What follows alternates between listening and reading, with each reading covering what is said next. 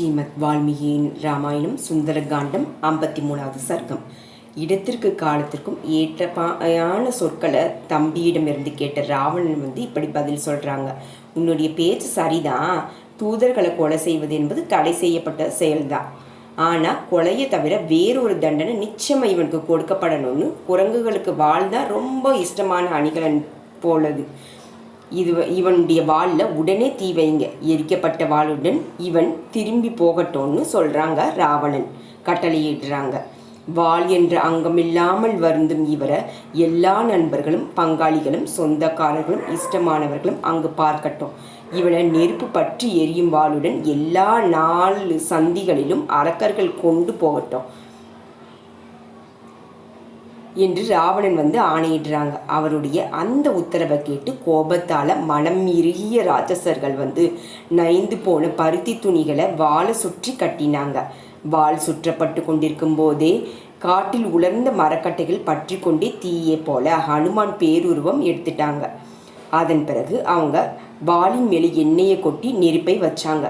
எரிந்து கொண்டிருக்கும் வாளினால் அந்த அரக்கர்களை அடித்து கீழே தள்ளினாங்க. கோபத்தால் ஆட்கொள்ளப்பட்டவரும் இளஞ்சூரியன் போன்ற முகமுடையருமான ஹனுமானுடைய நெருப்பு பற்றி எரிந்து கொண்டிருக்கும் வாளை பார்ப்பதற்காக பெண், சிறுவர், வயோதினர்கள், ராட்சசர்கள் குதூகலமாக போய் பார்க்குறாங்க. வானரோத்தமர் குரூரமான ராட்சசர்களால் மீண்டும் சூழப்பட்டு கட்டி போடப்பட்டாங்க. நான் கட்டப்பட்டாலும் அரக்கர்கள் என் தாக்குதலை தாங்கிக் கொள்ள முடியாது. என்ன கட்டி போட்டிருக்கும் கயிறுகளை அரித்தெறிந்து மேலே குதித்தெழுந்து இவர்களை மறுபடியும் அழிப்பேன். ஆனால் நான் அப்படி செஞ்சேன்னா என்னோட தலைவருக்கு நன்மை செய்து என் கடமையை செய்து முடித்தா ஆகாது. இந்த தீயவங்க அரசனின் ஆணைப்படி ஓடி திரிந்து கொண்டிருந்த என்னை கட்டி போட்டிருக்காங்க. யுத்தத்தில் எல்லா ராட்சசர்களையும் அழிப்பதற்கு நான் ஒருவரே போதும். ஸ்ரீராமருடைய திருப்திக்காகவே இந்த அடக்குமுறைகளை எல்லாம் நான் பொறுத்து கொண்டிருக்கேன். மறுபடியும் ஒரு தடவை இலங்கையை சுற்றி பார்க்கணும். இரவில் கோட்டை கொத்தளங்கள் நன்றாக பார்க்கப்படலை. அதனால் இரவு முடிந்து பகல் பொழுதும் தோன்றியதும் நிச்சயமாக நான் இலங்கையை பார்க்கணும். பெரிய கட்டுகளாலும் வாளில் தீ வைத்தும் ராட்சசர்கள் எனக்கு கஷ்டத்தை கொடுக்குறாங்க. ஆனால் என் மனசிற்கு எந்த சோர்வும் ஏற்படலை. பிறகு தன் இயல்பை மறைத்து கொண்டு அடங்கியிருப்பவரும் மிக்க ஆற்றல் பொறிந்தவருமான ஹனுமானை கட்டி பிணைத்து மனம் மிகுந்த அந்த அரக்கர்கள் வெளியே அழைத்து கொண்டு போகிறாங்க. குரூரமான காரியங்களை செய்யும் அந்த ராட்சசர்கள் சங்கு பேரிகளை முழங்கி கொண்டும் தங்கள் வீர செயலால் உற்சாகத்துடனும் பெருங்குரல் எழுப்பிக் கொண்டும் அந்த நகரத்தை சுற்றி வந்தாங்க. எதிரிகளை அடக்குபவருமான ஹனுமான் ராட்சசர்களால் சூழப்பட்டு ராட்சசர்களின் அந்த மாநகரை சுகமாக சுற்றி பார்க்குறாங்க. அப்போ மகாவானரர் ஹனுமான் விசித்திரமான விமானம் போல மாளிகைகளையும் மறைவான சுரங்க அறைகளையும் நல்ல அமைக்கப்பட்ட 4 சந்திகளையும் ராஜ வீதிகளையும் குடியிருப்புகளையும் உலாவும் இடங்களையும் பெரிய தெருக்களையும் சந்துக்களையும் வீடு முற்றங்களையும் மேகம் போல நெருக்கம் அமைந்த பெரு வீடுகளையும் அவங்க பார்க்குறாங்க. ஹனுமான் 4 சந்திகளிலும் நாற்கால் மண்டபங்களிலும் ராஜபாட்டையிலும் அந்த ராட்சசர்கள் வானரத்தை காட்டி இவன் தான் அந்த ஒற்றன் என்ற உரத்த குரலில் கூச்சலிடுறாங்க. ஆங்காங்கே இருந்த பெண்களும் சிறுவர்களும் முதியவர்களும் எரிந்து கொண்டிருக்கும் வாளையுடைய ஹனுமானை பார்க்கும் ஆவலுடன் மகிழ்ச்சி பொங்க வெளியே வர்றாங்க. ஹனுமானுடைய வாளில் நெருப்பு வைக்கப்பட்ட வருந்தத்தக்க செய்தியை விகாரமான கண்களை கொண்ட அரக்கிகள் பிராட்டியிடம் சொல்கிறாங்க. மாதா சீதா தேவிட்ட சொல்கிறாங்க. சீதே, சிவந்த முகமுள்ள ஒரு குரங்குடன் நீ பேசி கொண்டிருந்தல்ல, அது வாளில் நெருப்புடன் ஊரை சுற்றி அழித்து கொண்டு போகுது.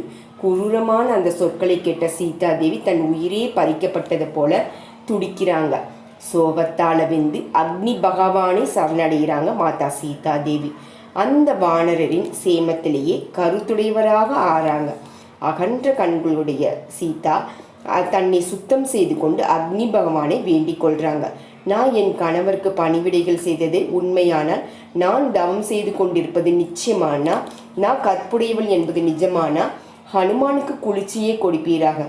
ஞானியாக ஸ்ரீராமனுக்கு என்னிடம் கொஞ்சமேனும் இரக்கம் இருப்பது உண்மையானால் எனக்கு இன்னும் சிறிதளவேனும் நன்மை ஏற்படுவதற்கு இடம் இருக்குமே. ஆனால் ஹனுமானுக்கு குளிர்ச்சியை கொடுப்பீராக.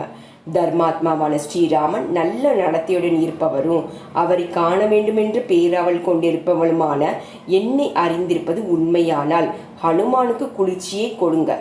சத்தியம் தவறாத சுக்ரீவன் இந்த துயரக்கடலிலிருந்து என்னை கரையேற்றுவாங்க என்பது உண்மையானா ஹனுமானுக்கு குளிர்ச்சியை கொடுங்க.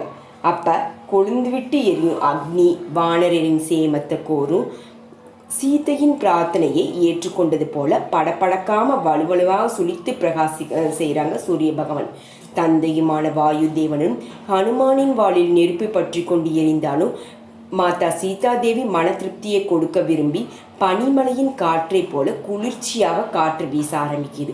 உஷ்ணத்தை கொடுக்காம வாள் எரிந்து கொண்டிருப்பதை பார்த்த ஹனுமான் இப்படி எண்ணுறாங்க, ஆகா ஜுவாலை விட்டு எரிந்து கொண்டிருக்கிற அக்னி என்ன காரணத்தால என்ன பொசுக்கலை, பெரிய பெரிய ஜுவாலைகள் காணப்படுது, ஆனால் எனக்கு எந்த தொந்தரவும் கொடுக்கலையே. வாளின் நுனியில் குளிர்ச்சியான பொருட்களை குவித்து வைத்தது போல இருக்குது. இல்லை, இது தெளிவாக புலனாகுது. சமுத்திரத்தின் மேலே நான் பறந்து கொண்டிருந்த போது ஸ்ரீராமருடைய மகிமையால் கடலுக்குள் மறைந்திருந்த மலை வெளியே வந்த சம்பவத்தை ஆச்சரியத்துடன் என் கண்களாலே கண்டேனே. ஸ்ரீராமருக்கு உதவும் பொருட்டு கடலுக்கும் புத்திமானாகிய மைனாகத்திற்குமே அப்படி ஒரு துடிப்பு ஏற்பட்டதுன்னா அக்னி தேவர் உதவி செய்ய மாட்டாங்க. என்ன, சீதா பிராட்டியின் பேர் இரக்கத்தினாலும் ஸ்ரீராமனுடைய திவ்ய சக்தியாலும் என் தந்தையிடம் உள்ள நட்பினாலும் அக்னி என்னை எரிக்கலை. இப்போ இப்படிலாம் சிந்திக்கிறாங்க ஹனுமான். இனிமே என்ன செய்யணும்னு தீர்மானிப்பதற்காக கொஞ்ச நேரம் தனக்குள் மறுபடியும் ஆலோசனையை ஈடுபடுறாங்க ஹனுமான். குபீர்னு மேலே எழும்பி பேரிரைச்சல் போட்டுக்கொண்டு வெற்றி வீரனான மாருதி குதித்தெழுந்து மலை சிகரம் போல உயர்ந்திருந்தும் அதிகமான பாதுகாவலர்கள் இல்லாததுமான நகரவாயில் மேலே ஏறிக்கொண்டாங்க ஹனுமான். மலையை போல பேருருவம் எடுத்து வினாடி பொழுதுல மறுபடியும் ரொம்ப சிறிய சுய உருவத்தை எடுத்து அறிவில் சிறந்த மாருதி கட்டுகளை உடைத்தெறிகிறாங்க. தலைகள்ல இருந்து விடுபட்டதும் ஹனுமான் மறுபடியும் மலை போல உருவம் எடுத்துக்கொண்டாங்க. சுற்றி பார்க்கும்போது வாயிற்படியில் சார்த்தி வைக்கப்பட்டிருந்த பரிகம் என்னும் ஆயுதத்தை பார்க்குறாங்க. அதாவது உலக்க. உடனே இரும்பு பிடியுள்ள உலக்கையை எடுத்து அங்கிருந்த காவற்காரர்கள் அனைவரையும் தாக்குறாங்க ஹனுமான். யுத்த பராக்கிரமனுடைய ஆஞ்சநேயர் அவர்களை கொன்றுட்டு மறுபடியும் நகரத்தை சுற்றி பார்க்க விரும்பினாங்க.